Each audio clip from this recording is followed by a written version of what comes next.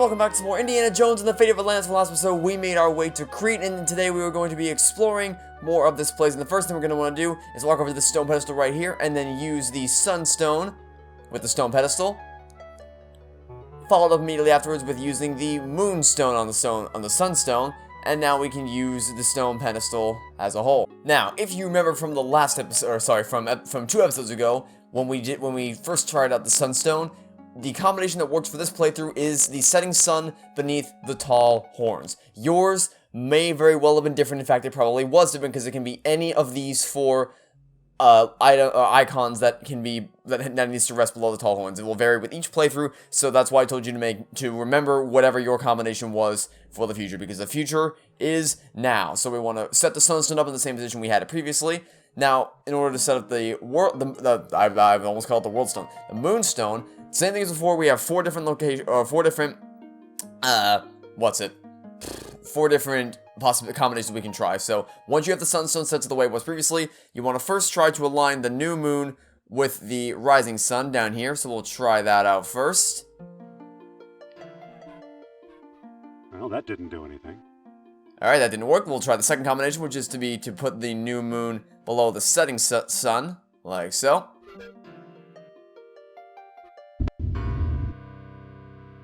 What do you know? A secret door. If neither of those worked out for you, then you can try to align the full moon with the darkness, or the full moon with the noon sun. No matter what your combination was, you want to remember it for the future, because we are going to need it later in this episode.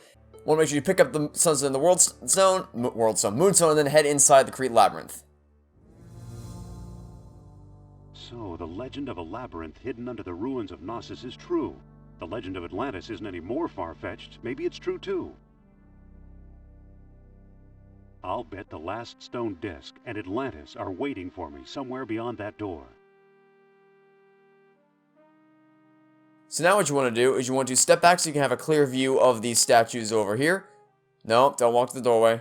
No, wrong. You want to pick up 2 of these statue heads, not all 3. Only want to pick up 2. Then walk into the doorway over here. Then use Indy's, where is Indy's whip? Here it is. Use Indy's whip on this 3rd statue head right here.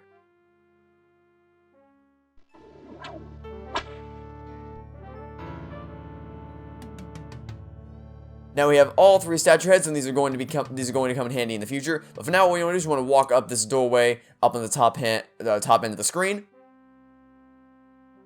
Then head through this doorway on the right. Head through this doorway over on the left.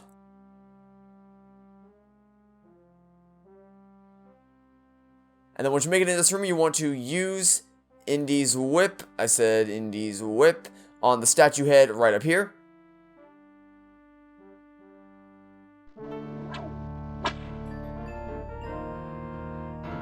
Then stand on this pressure plate right here to send yourself down to a section below.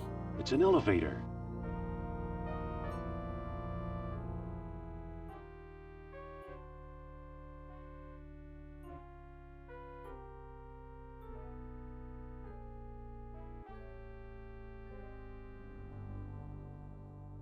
Look at this note right here. Wait, that was my ride.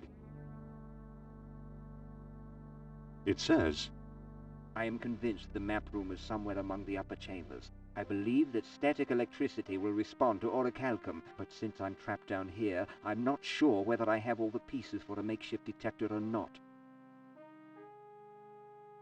too bad. He came a long way.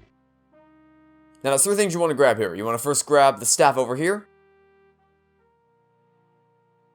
Then grab the wool scarf. Hey, there's a rubber comb in here. Finally, pick up the World Stone. This is the World Stone that Sternhardt swiped in Tikal. Once you got those things, you want to look at this waterfall over here. I said look at this waterfall over here. How nice. Wait, there's a chain running up behind the waterfall. It must be holding the elevator's counterweight. Well, now that we know that, we can use that chain to climb our way out of here.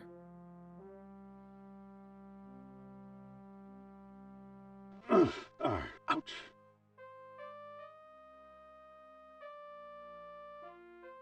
Brr, that water's cold. Once you make it back up here, you want to head to this door on the right-hand side, then head to the door in the back right of this room, right over here. Then go through this door over on the left. And now they're in here, you want to use the 3 statue heads we picked up previously on the shelf.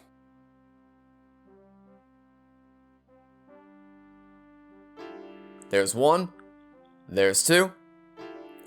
And here is 3. Now we can walk on through to the other side.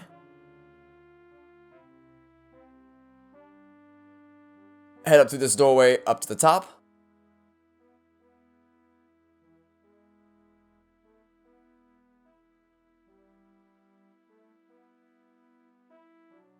Then head over here to the right.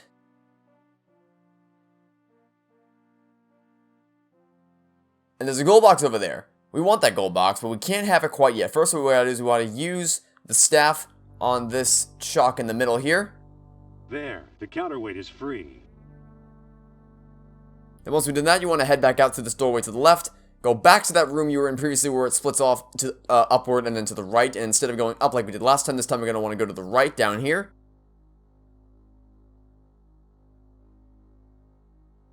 Go through one more door over here. And now we want to use the staff on the mouth right here. Going up?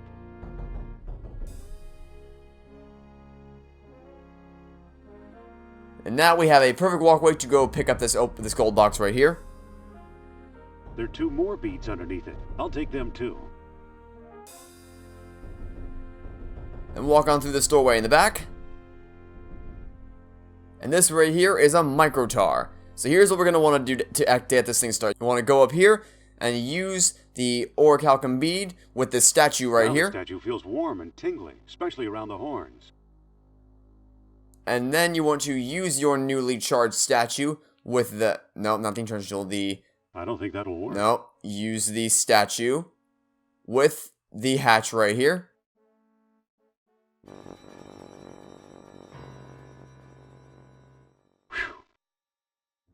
Now you want to make your way through this hole that just recently opened up.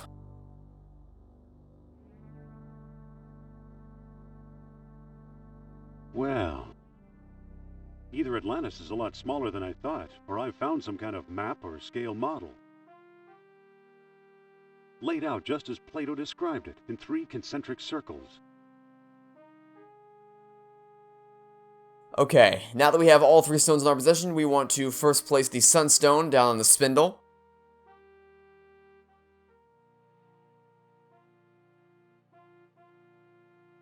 Then place the moonstone. Finally, place the world stone. I said not the gold box. The world stone on top. And then take a look at it closer. And now we have all 3 discs in our possession. So now what we can do is we can align them the way that we need. We can align the world stone to finish the job. First thing first, we want to put the setting sun below the tall horns like we did previously. And we want to put the new moon.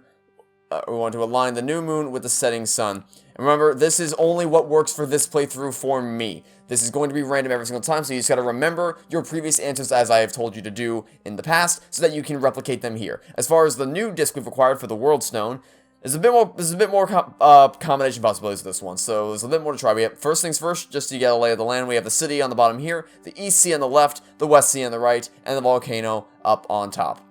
So, the first thing we're going to want to try to do is going to try to align the city with the darkness. Try that.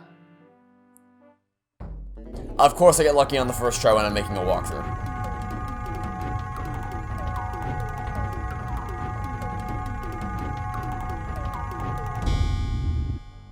Well, in case that doesn't work for you, the other options you can try are to align the city with the full moon, align the city with the waning moon, align the West Sea with the noon sun, align the West Sea with the setting sun, align the East Sea with the setting sun, align the volcano with the rising sun, and finally align the volcano with the waxing moon. One of those combinations will work for you, so once one of them does, you can now pick up all these stones. We are going to need them in the future.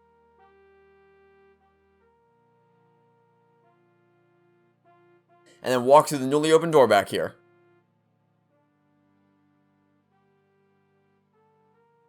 Now that we're in this room, we want to open up this gold box right here, then scroll up a little bit and use the orichalcum bead with this gold box. The orichalcum is now in the box. Close the box afterwards. We don't need that right now. Here's what we want to do now. We want to go up one page, then use the clothesline with the comb. Okay, I've tied the clothesline to the comb. Then use the wool It's a scarf. wool scarf. I said use the wool scarf with the newly formed comb on a string. Comb's charged with static electricity. And now we can use the charged comb on a string. It's pointing toward that door on the right.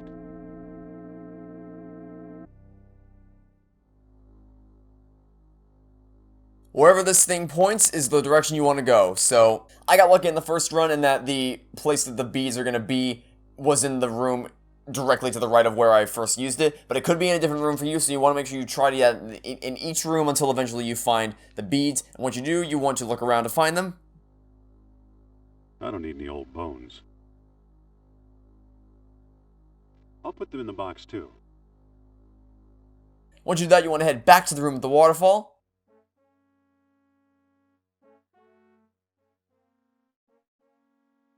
Use the comb on a string with the wool scarf one more time to see where it points. The comb's charged with static electricity. It's pointing toward that blank wall in the back.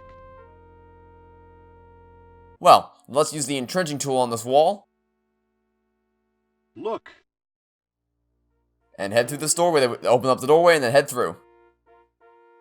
Well, that's a neat little subway car, but before we hop in, we want to pick up this one orichalcum we will find down here. I'll put it in the box too.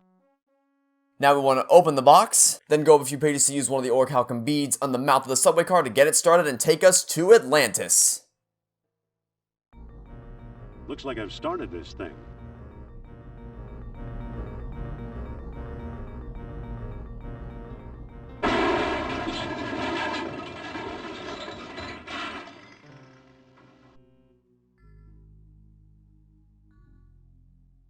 Ow.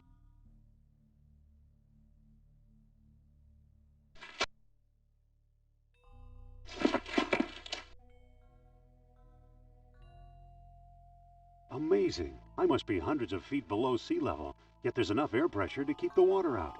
It's impossible. Except if that were really true, I'd be dead. Alright, and that is the conclusion of the Wits path, or at least as much of the Wits path as we can do for now, because as I mentioned previously, I'm doing the team path up to Atlantis, the Wits path up to Atlantis, and the Fist path up to Atlantis, and then I'm going to tackle Atlantis in its own set of videos after I do all those three things. So this is as far as we can go along this path for now, which means it is the end of the Wits path as far as we're concerned. So, tomorrow we'll be starting up the Fist path, so thanks for watching. Stay tuned for next time to catch you all tomorrow for some more Indiana Jones and the Fate of Atlantis. Goodbye!